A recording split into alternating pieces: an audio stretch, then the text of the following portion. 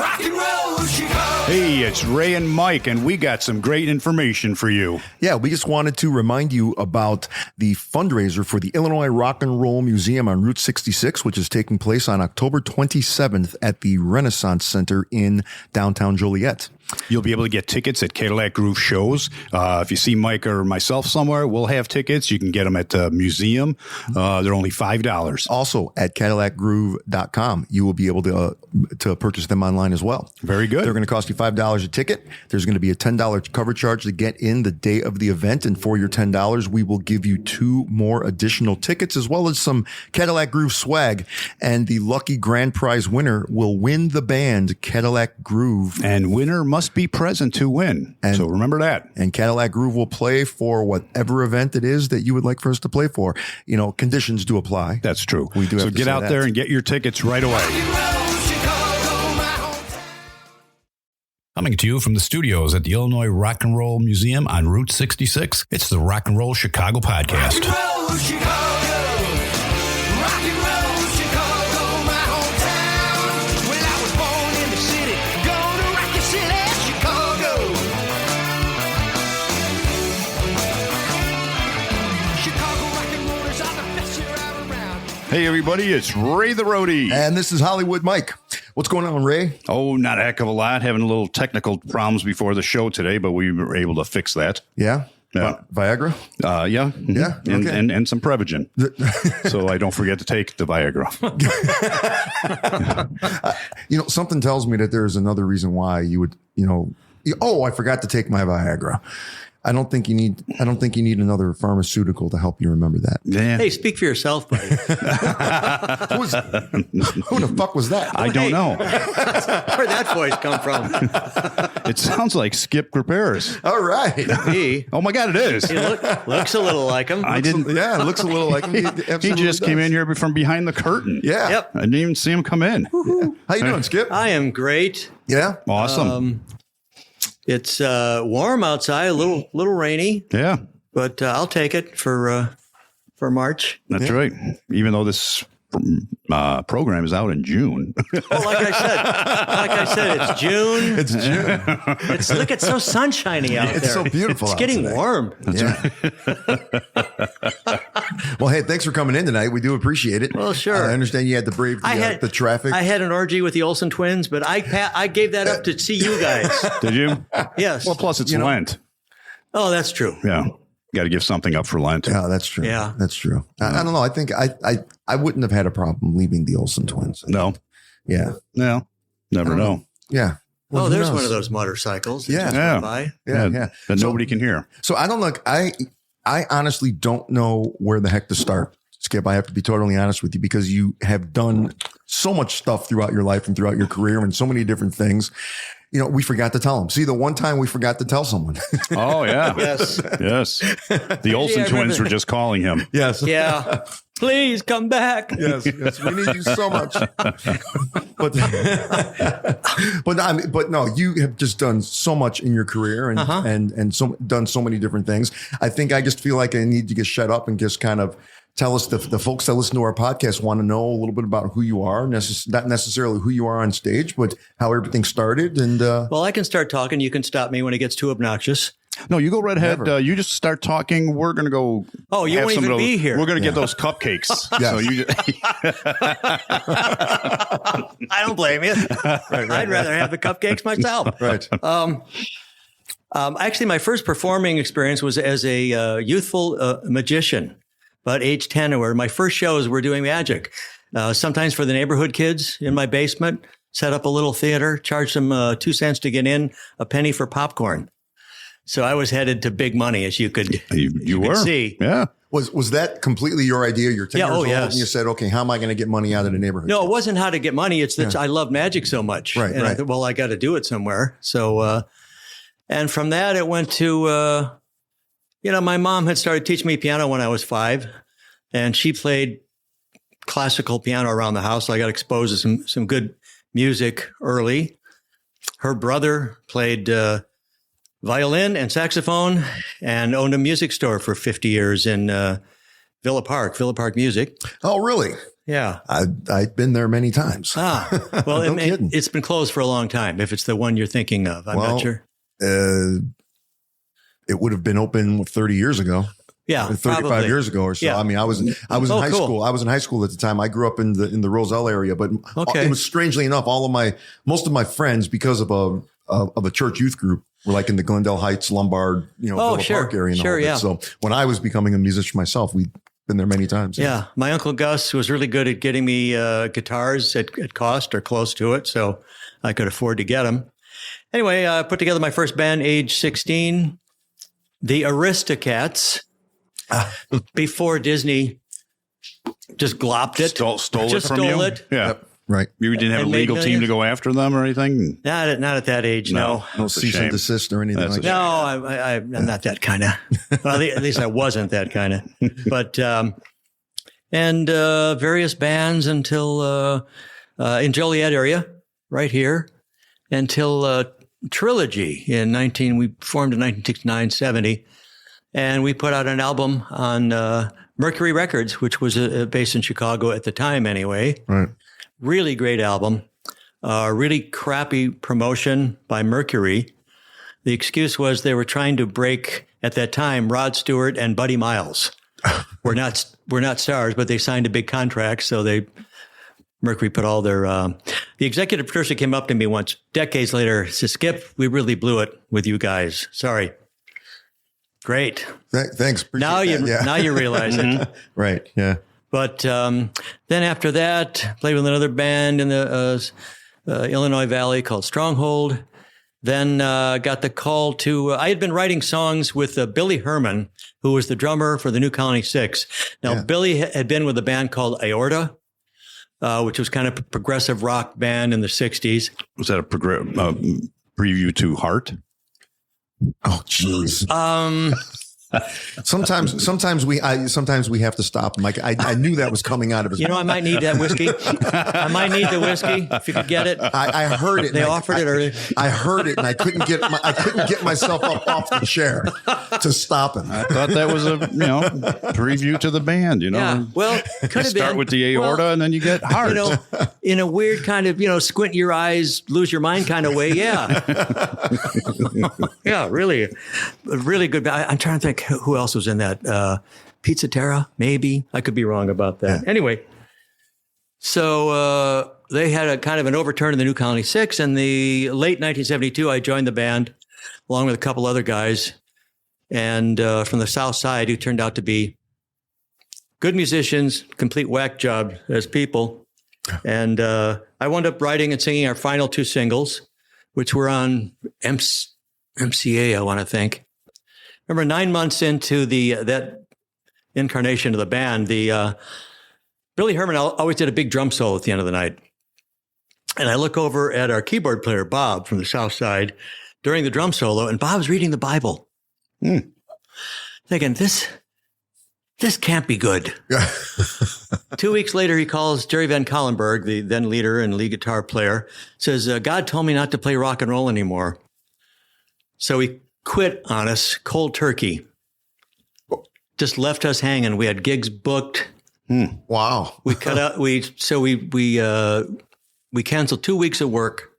Used the first week to find a couple replacements, which were never quite the right ones that we needed, but we had to get them. Not bad. And then the next week to rehearse. And our first show, I think, was a Dex Card. What are his shows? His you guys aren't old enough. Yeah, I remember Wild Dex. Gooses. There were Wild Gooses Right. back then in different cities. He just appropriated a venue and called it a Wild Goose for that night. We weren't together yet. I'll never forget. He had our money in a roll or something, and Billy was there, and he threw it across the room at Billy, and that was the last time we ever heard from him. So let that be a lesson to you Bible readers. Give your band some notice, please, next time you quit, so that they can have time to put together a good band again. Not the right time to do unto others. Yeah. So when was this? This wasn't in the middle of a performance where you looked over and he's reading the Bible. Yeah. It was. Yes. You guys were on stage. On stage, and he's Billy's doing the reading- big drum solo, which Right. is the big part of our big closing number. Okay. And there he is. And this is the wildest. He had the wildest white man's afro I've ever seen in my life. It went about 10 inches above his head and then down his side, all like that.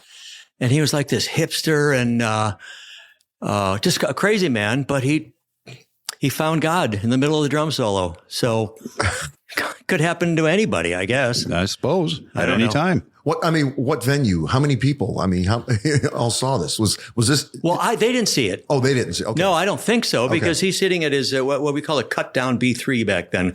Okay. The Hammond organ was the greatest rock and jazz organ, but to try to transport him was bare. So this was a cut down where they cut off the bottom half of it. He doesn't have the foot pedals or anything for bass, just the top two keyboards or whatever, and that hurt. And we eventually had a good band again.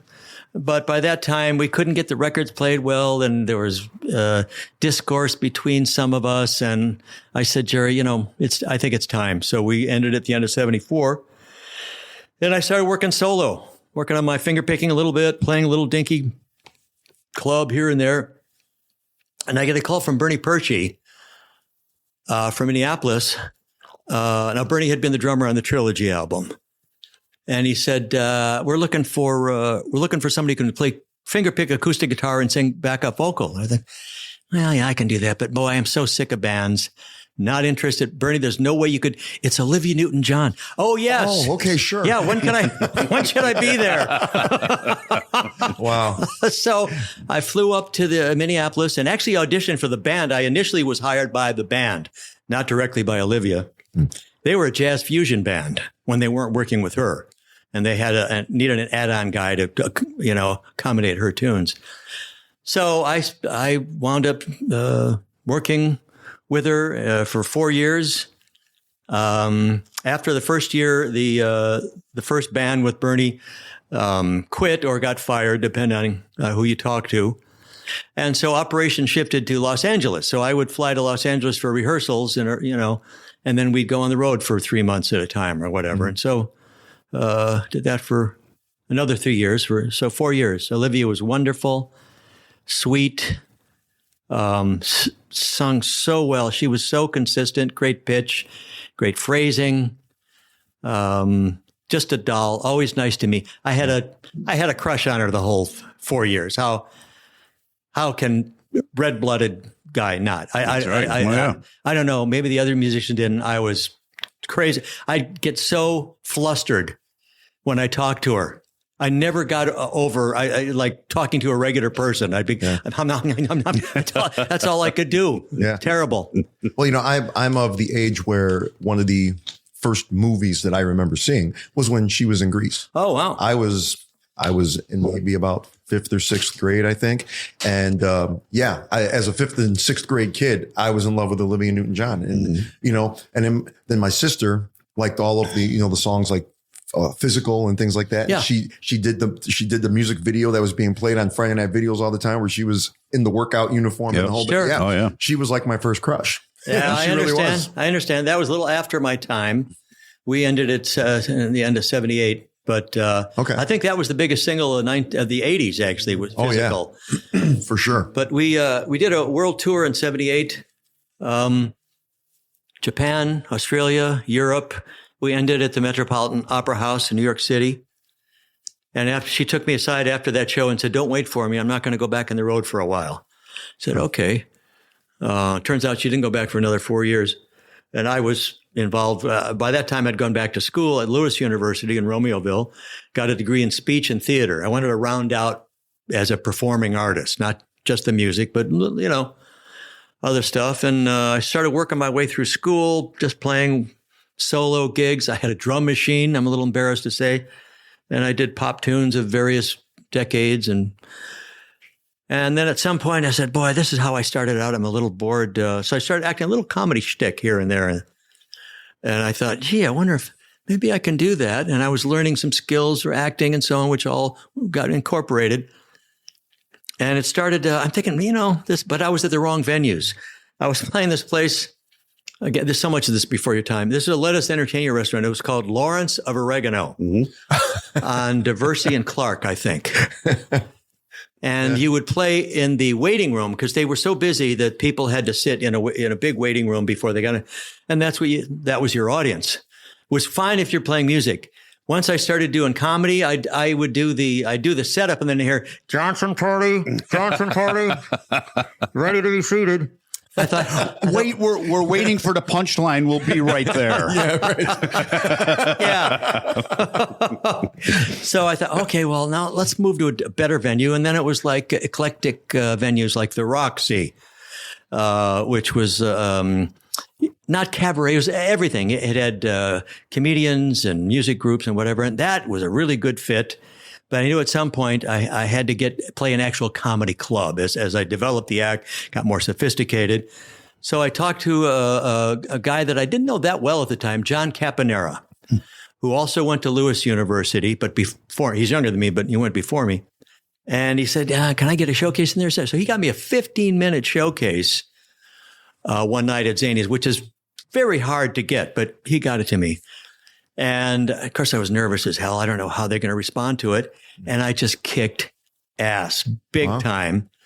And the manager's running around. I got to tell Rick. So I called the owner and they started booking me. And I was a headliner. I didn't even go through all the comedy club stuff that these guys have to go to because I had an act I developed outside the club. And that became my career for, decades. So go figure. Yeah. I played around the country. I didn't travel as much as some. I did headline Dangerfields a couple times. I opened for Rodney in St. Paul, Minnesota, a big concert. I think I was being auditioned to see if I'd be a good opening act for him. And I did a little too well. And he says, well, so you blew the roof off the place. Yeah, all right. And so I never heard from him again. He was a nice guy, but I could tell that he struggled a little. You have to have the right kind of act in front of you. Not that I was better or worse or whatever. It's just that there has to have a certain sensibility so that when he comes up, his stuff is timely and works. Right. So I wasn't the right guy, but nice to meet him. Nice to work with him. The second time I worked Dangerfields in New York City, he let me stay in his apartment, which was there's just a door to the club alongside, kind of a hidden door. Open that, and there's his apartment. So I got to stay that one week, and so I did that for a long time, and. Then I started outgrowing the audiences, and with my material, I'm doing satirical impressions of, let's say Paul McCartney, for example, and the audience doesn't know who. When it gets to where the audience doesn't know who Paul McCartney is, I'm in trouble. Mm-hmm. Right. So I'm 60. I'm playing to people that are 20. They have no frame of reference whatsoever, and I talked to the owner. I said, "But I just can't do this." So I kept working private gigs for a while, but then my cousin John Cordigan, who fronts a band, I don't know if you've ever heard of it. It's Two Hype Crew. Oh yeah, absolutely. It's a hip hop tribute band. Mm-hmm. Yeah, that's my cousin Johnny's band. Oh, no kidding. He goes to C chord or something like that. Anyway, he said, you ought to do a history show. He said, you're almost doing that now, because I would include background information about different people. I thought, oh, it's not a bad idea. Let it roll around for a few years, put together my first Heroes of Rock show, which was the 50s and 60s. And so I was able to include comedy, music, history, very well received. Again, so that's what I've been doing ever since. All that expanded to several shows. The first one is now it's called The Birth of Rock and Roll, the 40s and 50s. Now I've got the 60s Heroes of Rock, the 70s Heroes of Rock, a Beatles show, the Rockabilly Heroes, and the newest one, the Illinois Heroes of Rock, which I'll be debuting July 27th at whatever the Clarion is called now, in conjunction with the Illinois Rock and Roll Museum in Round Romero. I don't have much of the details right now, but that'll be the first time I'll be doing that. And just all Illinois people, starting at Muddy Waters. Right. And I think the newest one that I do is Smashing Pumpkins. Nice. With 1979, that tune. Excellent. Yeah. And run the gamut, everybody from Curtis Mayfield and the Impressions to the late 60s rock groups and Ides of March, all that stuff. Right. So, did I leave out any of the when I danced at Chippendale stuff? Did I leave that out? You did. I think you did. Yeah, we know. Can we we'd love to hear backtrack about- a little bit? Sure. Yeah. How do we transition into the Wow, Chippendales? that's a tough one. That's yeah. Yeah, by all You know, means. just We don't one want to night, miss that. One night he was dying on stage. He's like, "What the hell? Let me just strip naked." Yeah. And the response was overwhelming. Not good, Just overwhelming. but overwhelming. Overwhelming. And I'm thinking, well, maybe I got something here. Yeah. Well, you truly have kind of reinvented yourself a little bit over. Yeah, a number of times. To be going on tour with Olivia Newton-John, right? And Yes. playing with New Colony 6 and then all of a sudden deciding, well, you know what? Now I'm going to try this stand-up comedy thing. Yeah, it's crazy. I mean, you have to start all over again. I mean, you have to. You got to be a little nuts, or some of us, lot nuts. yeah.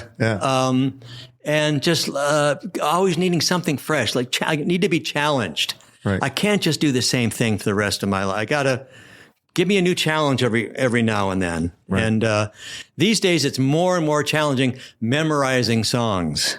Oh, yeah. The older you get, that memory not so good. Thank God for Apple books and Yeah, I don't. But I don't use. I don't use those. yeah, you can't. I won't You do a can't. show with iPad or something in front of me. I figure they're paying to see me. I should at least give them a real show, not just me reading a show. So makes it more challenging, but I think the audience appreciates it. And then at some point I started sometimes adding some side musicians to my show. And I found some great ones right here in Joliet. In fact, a guy that was a drummer with me back in 1971, Jim Alberico, in that group Stronghold that I mentioned. And he's been playing in a group lately, Shindig.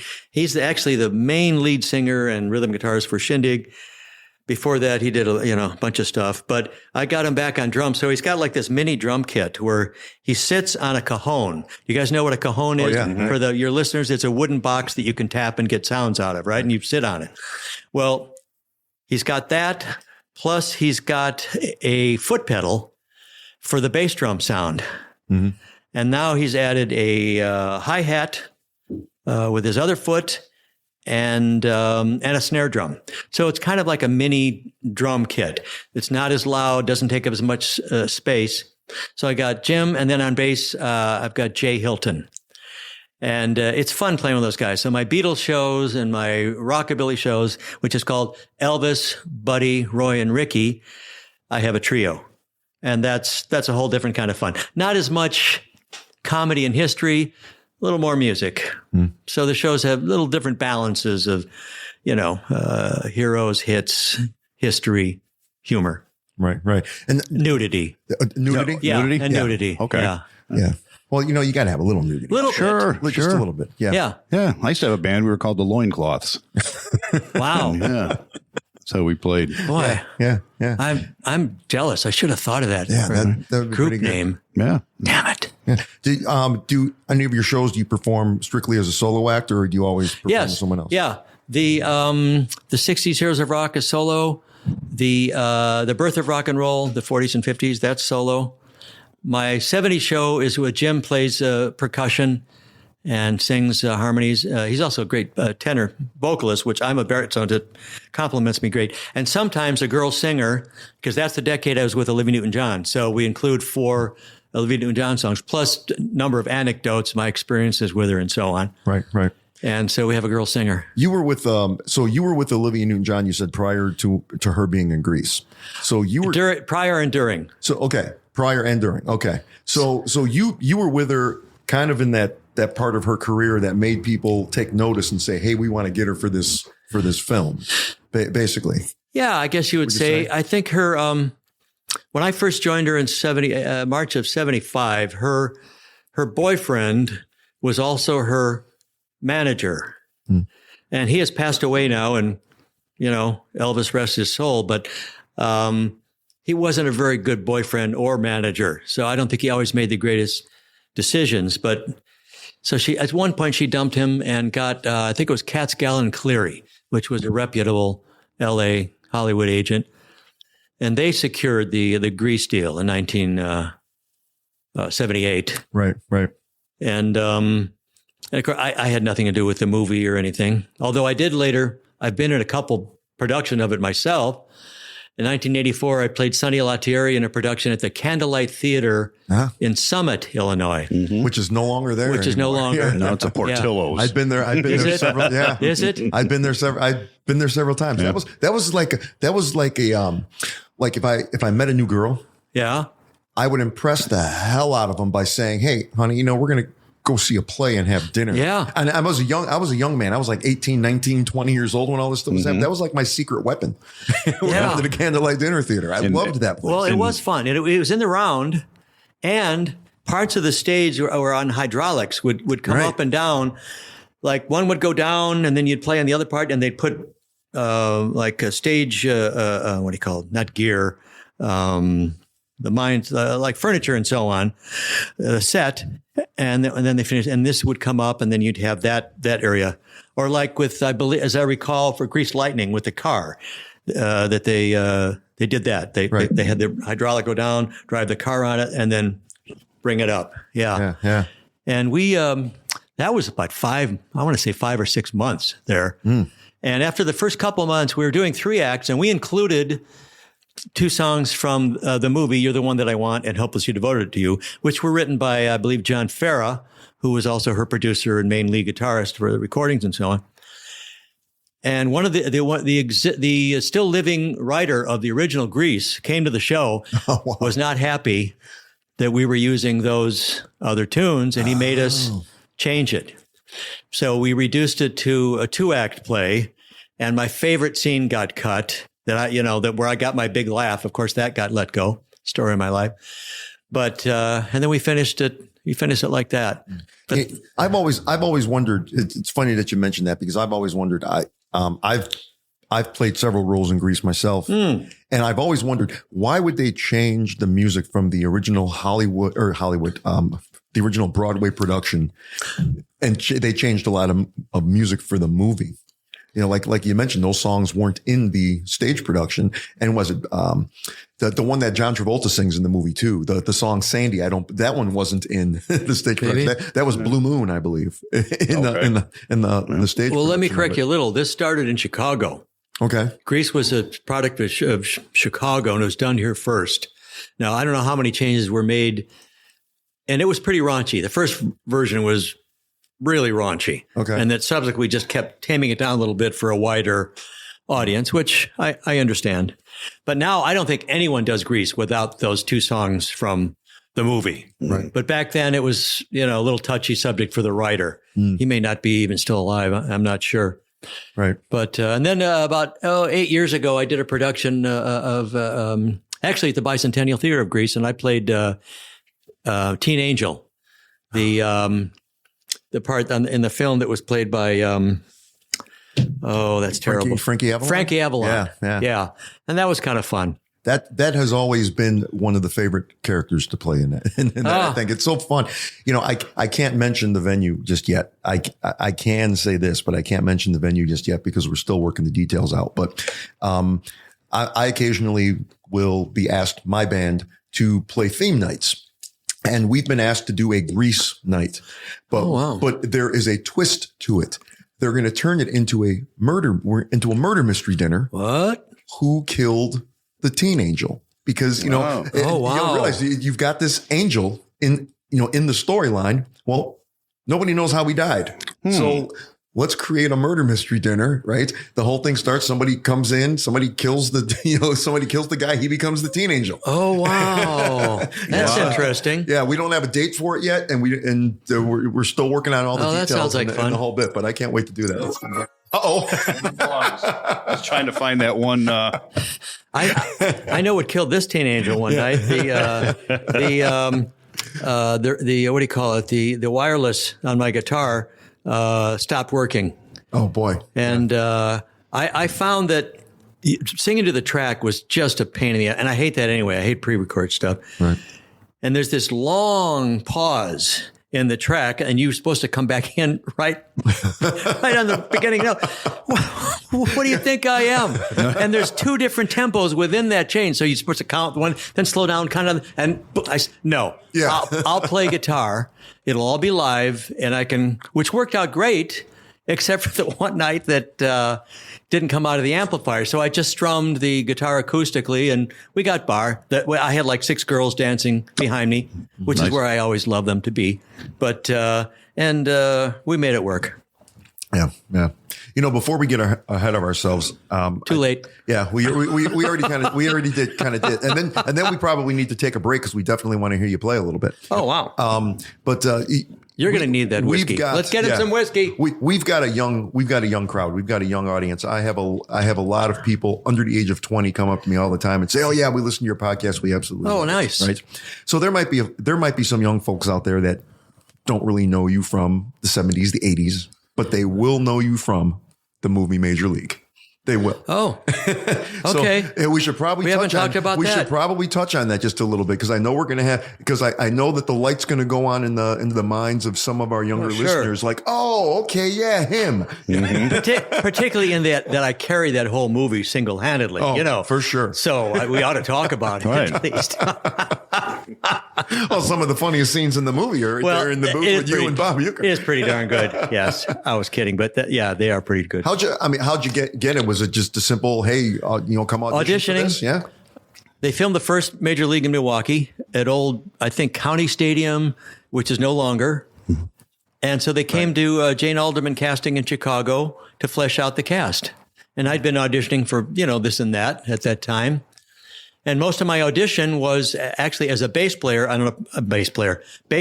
player on an opposing team at bat. And I think he's being heckled by the catcher, something like that. And that was most of the audition. And they had me bring my a ball and a glove or whatever just to show I could play because I could. Right. That's not so much now, but back then, yeah. And then he said, "Oh, well, let's have him read for Color Man." So I did one line. Now this is you don't want to say dirty words here, right? Oh, you can. Oh, you can. You can say anything you want. Yeah, yeah. All right. The original line, my audition was, "You can't say fucking on the air." Yeah. That was the original. Because he just said, "That's all we got? One fucking hit?" Yeah. Well, in between that and the movie, Uecker decided that was a little strong. He was promoting beer and all that kind of stuff, and the sponsors, maybe they wouldn't like it. So they cleaned it up to goddamn hit. Right. But if you watch it on TV, it just comes out damn hit sometimes. Right. They take the God out of it. Right. But so they laughed a little bit, and I didn't hear anything for 2 weeks. I thought, geez, I blew another audition. Yeah. And they said, you're a color man in Major League. Yay. And ironically, though, I mean, you don't say much in it. Well, that's the whole point. That's the whole shtick. It's based on a real broadcast team, right? That the writer and director David S. Ward knew of. I think Iowa, maybe, where one guy's blustery and the other guy just doesn't say much, and he's thinking, there's some comedy gold there, and I think he was right. And so that's the whole point. And basically, I'm there as a foil, right? For Harry Doyle, foil for Doyle, and there's actually a scene in the movie where he asks you to say something. You just kind of hunch your shoulders, and he makes a comment like "very well said" or something like that. Yeah, yes, yeah. And some of his lines were ad-libbed. There was a script. The script was funny. Yeah, but he came up with some even more stuff at the shoot, and they would at least film it and usually use it. Very funny guy. Very easy for me to work with. Very nice to me. First one in particular, we had a lot of downtime. So we went to an empty booth and he just told me baseball anecdotes. Yeah. Bob Uecker anecdotes. I mean, I'm thinking, geez, I'm in my first movie and Bob Uecker's telling me about his baseball career. If this isn't heaven, I don't know what is. Right, mm-hmm. Right. You put in the Olsen twins and you couldn't get any better. No. He really likes the Olsen. He sure does. Wow. He sure does. I get a laugh out of it. Now, anything I get a laugh out of, I'll use. Yeah. It used to be J-Lo and Shakira. Lately, the people got tired of that, so now it's the Olsen twins. I'm with you on that. I can get behind J-Lo and Shakira. Yeah. Although they would fight between themselves over me, and that's that got old. Yeah. And I understand that, but still. Anyway, life goes on. So on that note, I think we're going to take a little break and then come back and listen to some of his music. Yeah, well, I'm gonna go get a cupcake. All righty, cupcake, and then we're gonna get all set back. We're gonna listen to some music. All righty, what kind of cupcakes they got? Give me one for later. Yeah, What do they got? You know, I don't know. we don't know yet. We're going to find out. Oh, okay. We'll be right back. You're listening to the Rock and Roll Chicago Podcast. I'm Christy from Crime Cave Podcast. I've had a huge interest in true crime since my days of watching marathons of Snapped back in the mid-90s. I needed an outlet to talk about the cases that have haunted me for a very long time. With each episode under 20 minutes, I shine a light on some of the most bizarre cases in the last 50 years. Join me in the Crime Cave. Hi, I'm Rick Anthony. I'd like to thank my radio brothers, Ray the Roadie and Hollywood Mike, for allowing me to tell you about my podcast, the Someone You Should Know podcast. We spotlight musicians, authors, and interesting people, and we like to say we're making a difference one artist at a time. The podcast is heard twice a week on Mondays and Thursdays, and you can check it out on your favorite streaming platforms and on the web at someoneyoushouldknowpodcast.com. That's the Someone You Should Know podcast with me, Rick Anthony, making a difference one artist at a time. Oh, hey, and we've got Rick for the first time tonight, everybody. can you have chairs for Kate and Ashley? Yeah. Have chairs for them. Here, let's Come on, get girls. this all set up. Here. Just put your feet in those stirrups right there. You're good. You're good. Yeah. Usually I'm the craziest guy in the room, but I'm not sure that that's true tonight. Yeah, you know, we've been accused. Yeah. What do you got for us? Well, we got that show coming up July 27th. The Illinois Heroes of Rock. It'll be the world premiere in conjunction with the Illinois Rock and Roll Museum. And we're going to talk about all the guys that have some association with Illinois, Chicago, downstate, whatever. Like, Chuck Berry recorded just about all of his classic hits at Chess Studio in Chicago. Just let me hear some of that rock and roll music. Any old way you choose it. It's got a backbeat, you can't lose it. Any old time you use it. It's gotta be rock and roll music. If you wanna dance with me. If you wanna dance with me. Mr. Chuck Berry, baby. How about Sam Cooke? There's a guy. Oh, there you go. That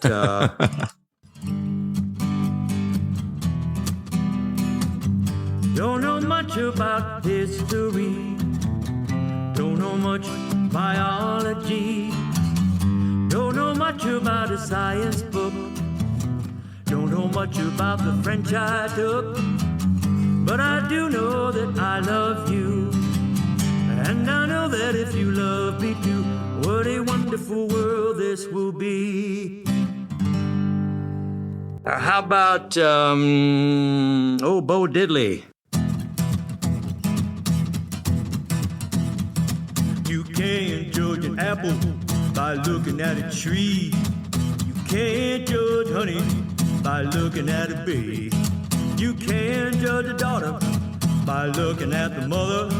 You can't judge a book by looking at the cover. Oh, can't you see? Whoa, you misjudged me. I look like a farmer, but I'm a lover. You can't judge a book by looking at the cover now. Shaving a haircut, 2 bits. Oh, yeah. That's kind of what that, it was, Bo Diddley was famous for that rhythm. It's technically an Afro-Cuban clave rhythm, but it sounded kind of like, shaving a haircut, 2 bits. Maybe that's enough from that particular show. I do so many shows. How about, we didn't cover much of the, how about a little Buckingham's here? Oh, yeah. Kind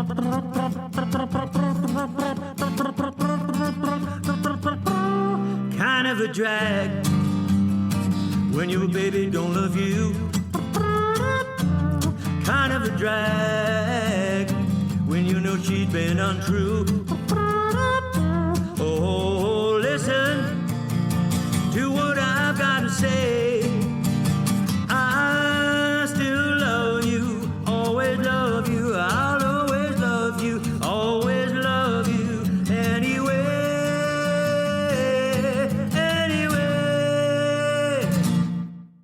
Or how about the... Hey, Carlo Isabelli, if you're listening to this podcast right now, he was imitating you, my friend. Yeah. Carlo Isabelli, trumpet player, currently in Cadillac Groove. Your job is in jeopardy, sir. He plays with the Buckinghams. Oh, I know. Yeah. I know. Oh, you know, Good Carlo? guy, yes. Yeah. Absolutely. Jimmy Peterick. Hey, well, I'm the friendly stranger in the black sedan. Won't you hop inside my car? I got cake, I got candy, I'm a lovable man. Won't you take it to a nearest star? I'm your vehicle, baby.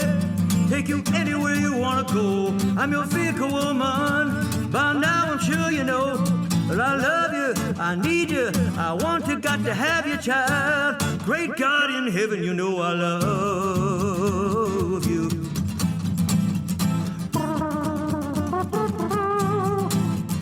Cause I love you, need you, want you, got to have you, child. Great God in heaven, you know I love you. Oh, fantastic. You got to give lessons doing that. Yeah, I don't know who started. Well, you know who started that, to my knowledge. Again, some of you guys probably don't know. The Mills Brothers. Oh, yeah. They were called Four Guys and a Guitar. It was four black brothers, and one sang bass and played this 4-string guitar.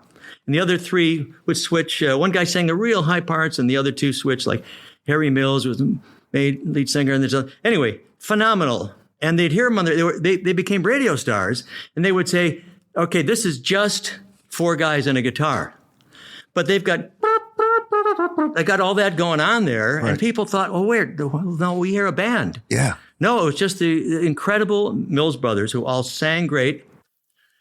And the one guy, the oldest brother that played the guitar and sang the bass part, died young while they were just becoming, world famous and everything, or just had.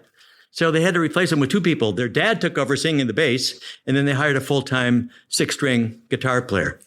Anyway, but that's where I think they didn't originate it, that's where it became popular, the mouth trumpet. Yeah. And then Ronnie Rice used to do it years ago. Good buddy of mine. Oh, I took his place in New Colony 6 in 72. Do you guys know Ronnie at all? Ronnie's a great performer, great singer, kind of heavy set for a long time. People always ask me, Skip, why did Ronnie leave the New Colony 6? And I always tell them, my theory, Ronnie left the band to go eat. But no, he loves that joke, I hope.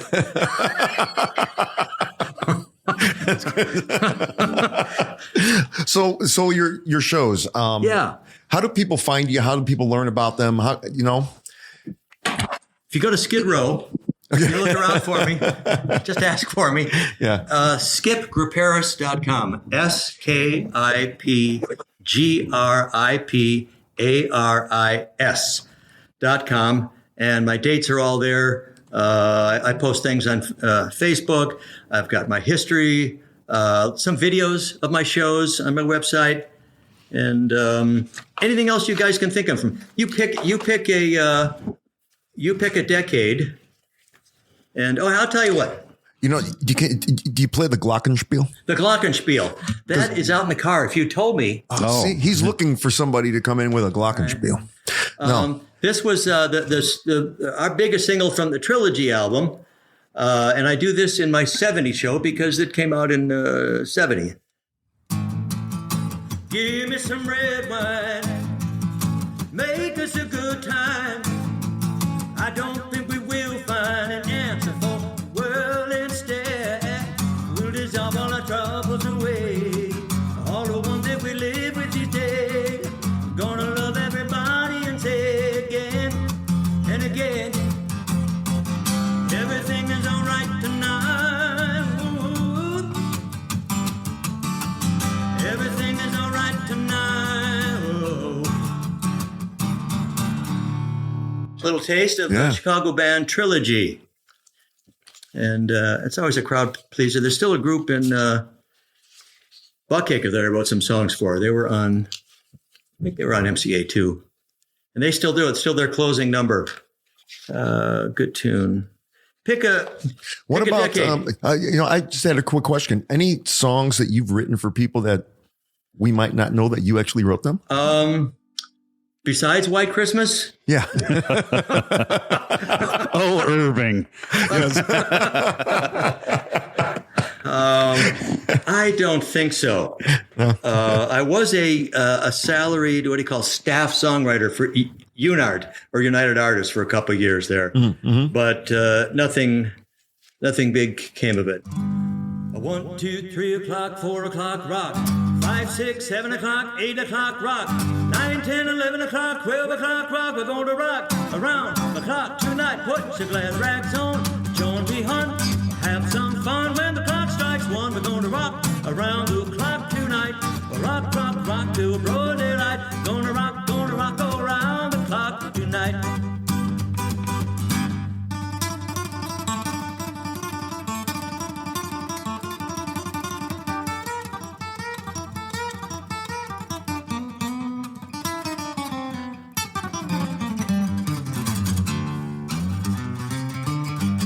When the clock strikes 2, 3, and 4, the band slows down, we'll yell for more. We're gonna rock around the clock tonight.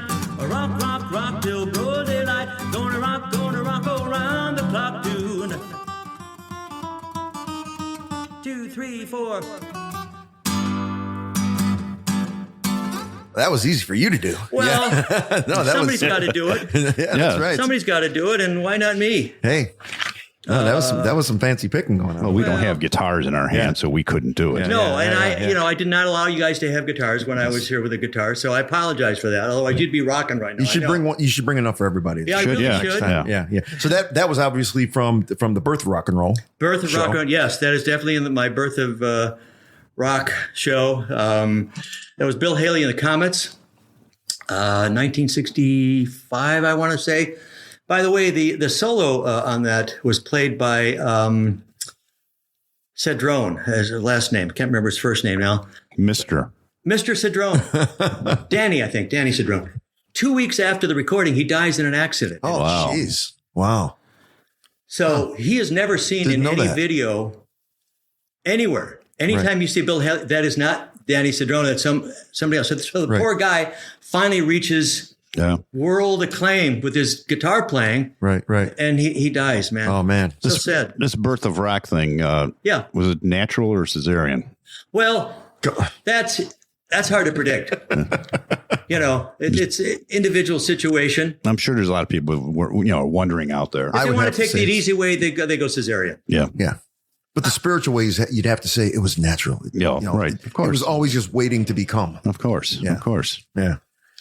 So what do you I'm do just from asking the questions of the people. Yeah. What do you do from the Elvis and Buddy and Roy? Oh, I'm glad you asked. Just about anything. How about a little Roy Orbison? Oh yeah. You like the Roy? This is the favorite of all the. I think I do a really good Elvis and Buddy Holly and Rick Nelson and the Everly Brothers and all that stuff. However, what people I think like the most is my Roy Orbison. Pretty woman walking down the street, pretty woman, the kind I like to meet, pretty woman. I don't believe you're not the truth. No one could look as good as you. Mercy. Oh, pretty woman. Now, you would really impress the hell out of me if you could do Blue Bayou. Well, I am not going to impress you this evening. That's right out the window. That's one I don't do. That's one of the hardest songs to sing. If you'd asked for any other song that he ever recorded, I know it, but not that one. That is one of the hardest songs to sing. It really is. That one and that song and a Stevie Wonder song are considered to be, and I can never remember the name of the Stevie Wonder song, but they're saying it's the two hardest songs in rock and roll to sing. Well, I'll have to listen to that. I've not found any of his songs really hard to sing. Now, I can't sing all of them in the original key. Okay. Some I have to drop a step. How about little Buddy Holly? day when you say goodbye. That'll be the day you made me cry. You say you're gonna leave, you know it's a lie, 'cause that'll be the day when I die. Well, that'll be the day. Ooh, that'll be the day. Ooh, that'll be the day. That'll be the day. And you know the hot topic nowadays is yacht rock. Yes. You doing any of that stuff in the 70s? I do one in my 70s show. We talk about yacht rock a lot. You do. Okay, fine. It's me. I've got a man crush on yacht rock. There's absolutely nothing I can do about that. I love that music from the 70s. All right, I'm going to give you a little Stephen Bishop. Oh, yeah. Down in Jamaica, they got lots of pretty women. Steal your money, then they break your heart. Lonesome Sue, she's in love with old Sam. Take him from the fire into the frying pan. On and on, she just keeps on trying. And she smiles when she feels like crying. On and on, on and on, on and on. When the first time is the last time, well, it makes you feel so bad. But when you know it, show it, hold on tight, don't let her say goodnight.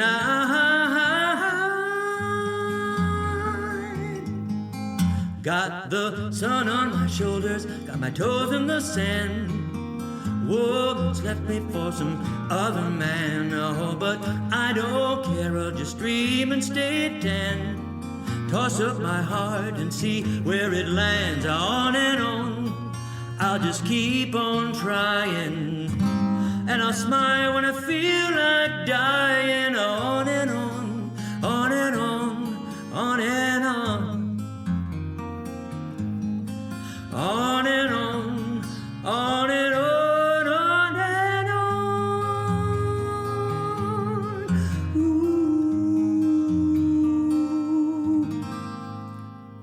Very nice. So did you ever learn to fingerpick? I remember you said earlier you were trying to learn. No, I did. Yes. Are you kidding? he just got me right in the butt. I didn't even see that coming. No, here's the kind of stuff that I would play at Olivia's band. Only with a high strung, I would play guitar. They call high strung tuning, which is like the bottom four of your strings, an octave up. The top two are standard. So it's a very chimey kind of sound. So this isn't going to give you the real sound, but this is what I did. This is they do that a lot in Nashville, actually. Yes, yeah. They call it Nashville tuning. Yeah.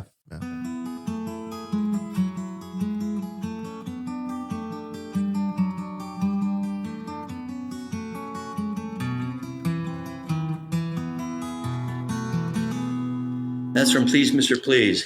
Yeah. When I joined her, Have You Never Been Mellow was on the charts, and that was the next one. By the way, there's a girl that sings with me sometimes in my show, my 70s show, to sing the Olivia stuff. And she's so good, she's making a big career for herself doing an Olivia show. Her show is called Always Olivia, and her name is Annie Aiello. And she does it really, really well.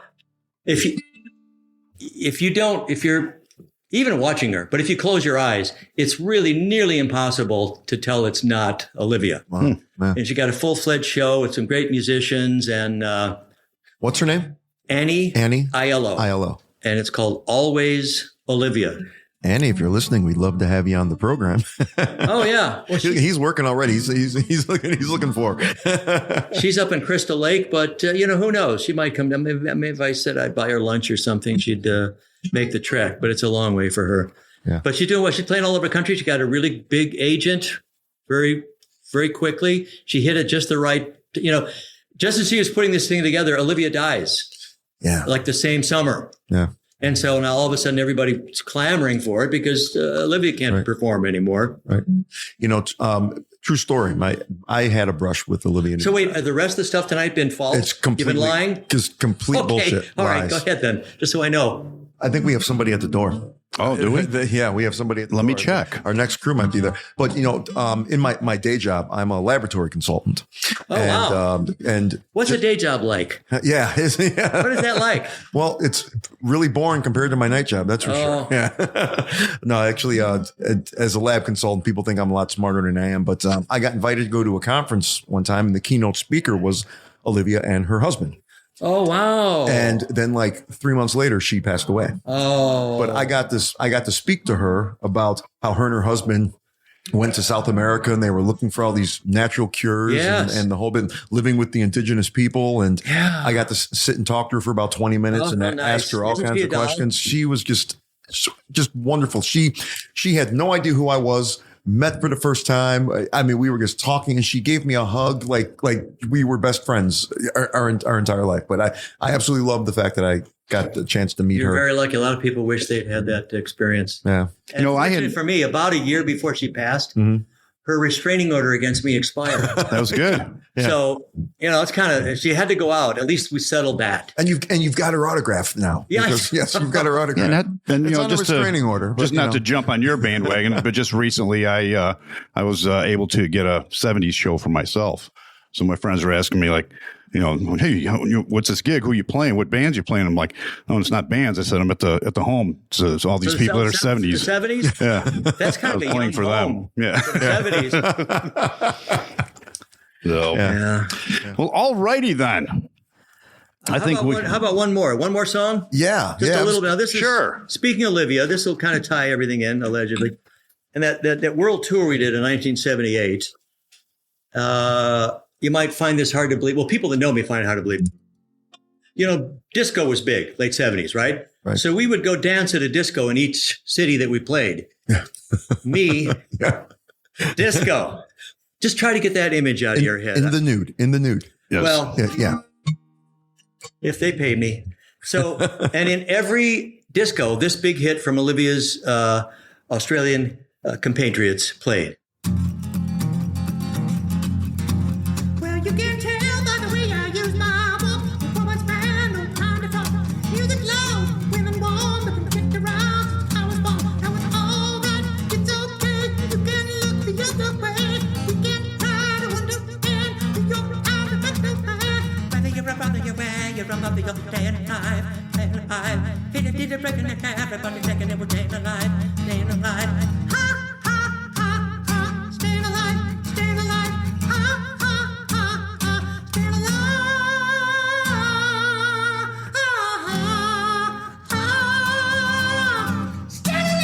Oh, geez. We're going to have to pause so we can give him the Heimlich and get his nuts out of his I know, man. I was just going to run out and get my leisure suit and get my gold snaggletooth on. And What nuts? Oh, boy. Well, I was going to ask you what's next for you, but apparently it's prosthetics. Yeah, Yeah. prosthetics, yeah. They're very, very good these days. So I'm looking forward. Yeah, that's good. Yeah, they feel so real. They do. really do. Yeah, they do. Yeah. Yeah.